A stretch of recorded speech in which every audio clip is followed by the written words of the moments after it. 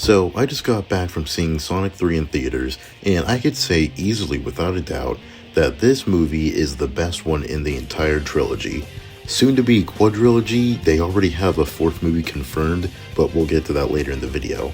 My point is this: with the Sonic movie franchise, they have been getting increasingly better and better over time, because I think the first movie is fine. It's a very generic, play it safe, CGI character goes into the real world.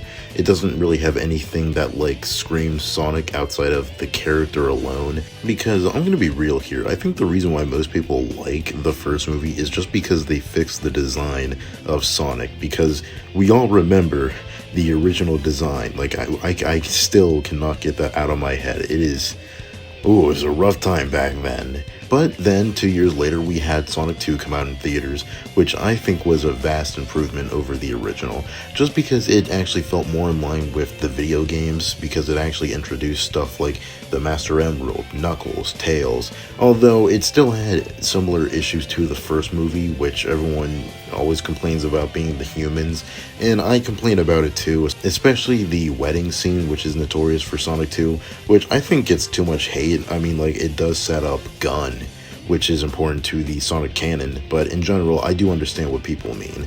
And then we have Knuckles, which I did cover, so I don't really need to go over that, but the point is, going into Sonic 3, I was already hyped, because Shadow the Hedgehog is by far one of my favorite characters in all of fiction, and the fact that whenever you're bringing Shadow into the movie, you basically had to adapt Sonic Adventure 2. And Sonic Adventure 2 is practically one of my favorite video games of all time, and basically made me a fan of the series itself. So whenever I heard that, I was on board. I was on the jump day one. Now, to start off with this, I think the massive issue that they fixed, that I've had a problem with all these movies, are the humans, as I stated before. Because I'm gonna be real here, I personally don't have a problem with movie Sonic having this family with Tom and Maddie. I know some people do, but that's my personal opinion. But I do like the fact that they even joke about the fact that whenever the humans are on screen, it is boring. And that's not even me saying that humans don't even work in the movies, because I think characters like Agent Stone, Agent Walters, and just Gun in general do work. I think Tom even works, and Maddie also does. It's just the other characters surrounding them. Honestly, it mainly just comes from the wedding scene in Sonic 2. The point is, I like the fact that they're not really in it that much, because it really gives a lot of focus to just the core thing that we're looking to see in this movie. And along with that, before I get into characters like Shadow, Sonic, and the rest, I really gotta say here, I think, without a doubt, this is one of my favorite performances from Jim Carrey. And I'm not even joking. This isn't recency bias. This isn't anything like that. Now, being in mind you, I'm not putting this on any sort of level as in regards to Truman level, alright? I'm just talking about the fact that we get to see Jim Carrey basically just play off of Jim Carrey. Because in this movie, Eggman, he gets to play off his grandfather, Gerald Robotnik. Now, I was already a little bit apprehensive to this, because of course in the games, his grandfather, he's dead.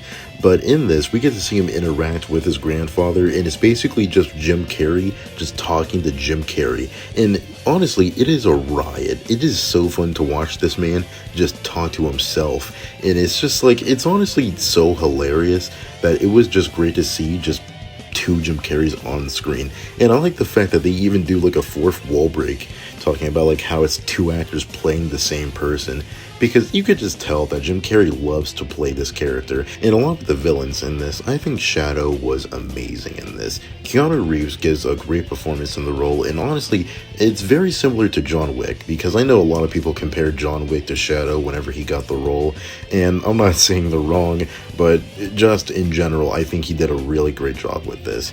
And along with that, I'm going to be a little bit spoiler here, so be prepared. I like what they do with the origins of Shadow the Hedgehog. I know they can't be super quote-unquote serious and dark like the original games, because I know a lot of people were wishing to see Maria get capped on screen, but I think what they did with this, with the limitations that they had to do, honestly, I think they did it pretty well. I think they really did establish Shadow's trauma, the backstory, and the grief that he has for losing his friend. Now, am I a little bit pissed that they didn't have real guns like in game? Sure, but honestly, it's what. But I will say with Maria in this, I actually do like that we get to see them interact and actually, like be friends.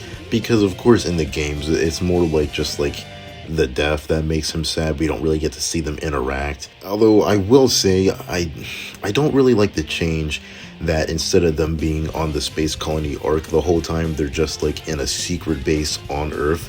I kind of feel like it was a little bit better that it was just them two like alone on the Ark, like being together just by themselves. Here it's kind of like the same, but not really. She's able to freely go wherever she is.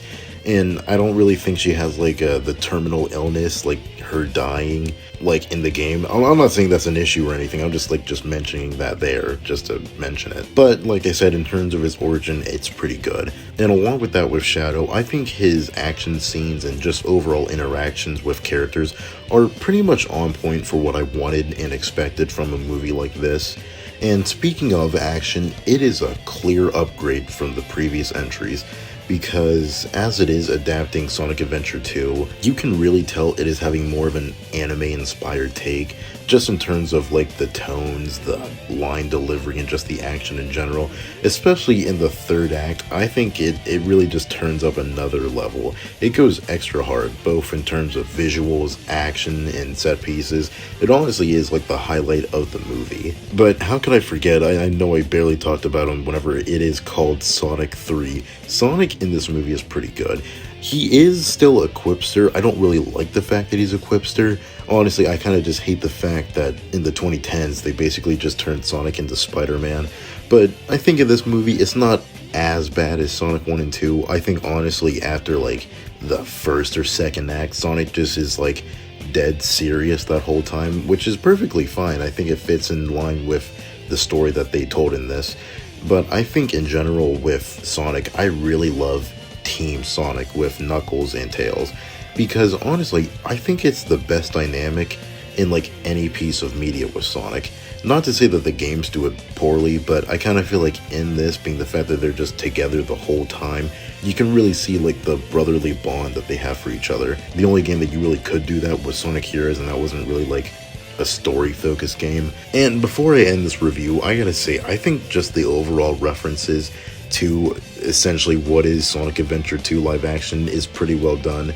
Spoilers still, but whenever they did Live and Learn, honestly, I was done. I fell in love with this movie, I gotta tell you. Along with other references like the Chow Garden, or the just the quotes and line deliveries similar to the games. It just made it more fun for me watching as someone that personally played the games and have enjoyed them. But yeah, that's pretty much it. I guess in terms of post-credit scenes, Shadow obviously survived. I mean, like he did in the games. I'm not surprised here.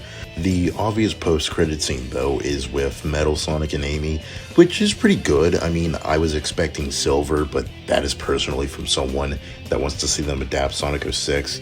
Not fully though, not the full thing. But still, I am excited to see Sonic 4 and see where they take it. That's basically it for my review here. This is an easy 8 out of 10 in my opinion. If you're a fan of Sonic, then I think you're easily gonna love this movie. And even if you're not, I think this is a solid, fun film for a couple of hours just to watch and just enjoy. And that's really about it. Don't forget to comment, like, and subscribe. And if you enjoyed this video, there's a whole bunch of other videos I have about Sonic and just other topics in general.